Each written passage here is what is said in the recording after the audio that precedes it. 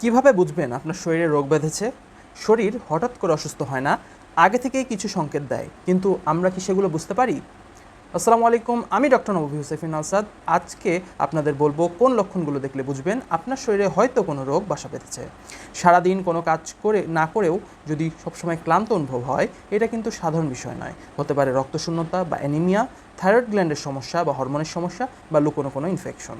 আবার ধরেন ডায়েট বা এক্সারসাইজ না করেও যদি হঠাৎ ওজন কমে বা বেড়ে যায়, এটা হতে পারে ডায়াবেটিস বা কোনো হরমোনজনিত সমস্যা, এমনকি কিছু ক্ষেত্রে ক্যান্সারের লক্ষণও হতে পারে।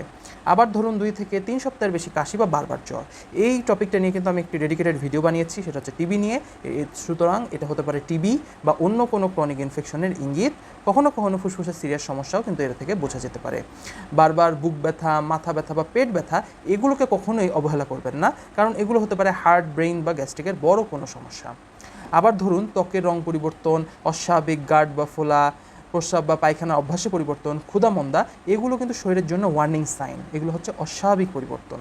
আবার ধরুন কিছু আছে ডেঞ্জার সাইন। কোনগুলো? বুক ব্যথা সাথে ঘাম, শ্বাসকষ্ট, অজ্ঞান হয়ে যাওয়া, রক্ত, বমি বা কালো পায়খানা, এগুলো প্রত্যেকটা কিন্তু এক একটা ডেঞ্জার সাইন বা একটি বিপদ সংকেত। ঠিক আছে, এগুলোকে কখনোই অবহেলা করবেন না। মনে রাখবেন, রোগ হঠাৎ আসে না, আগে থেকেই শরীরকে সতর্ক করে। আপনি যদি সেই সংকেতগুলোকে ধরতে পারেন, তাহলে বড় বিপদ এড়ানো সম্ভব ইনশাআল্লাহ। এই ভিডিওটি শেয়ার করুন, কারণ আপনার একটুখানি সচেতনতা কারো জীবন বাঁচাতে পারে। আমি ডক্টর নবী হুসাইন আসাদ, আপনার সুস্থতার সাথে আছি ইনশাআল্লাহ। আসসালামু আলাইকুম।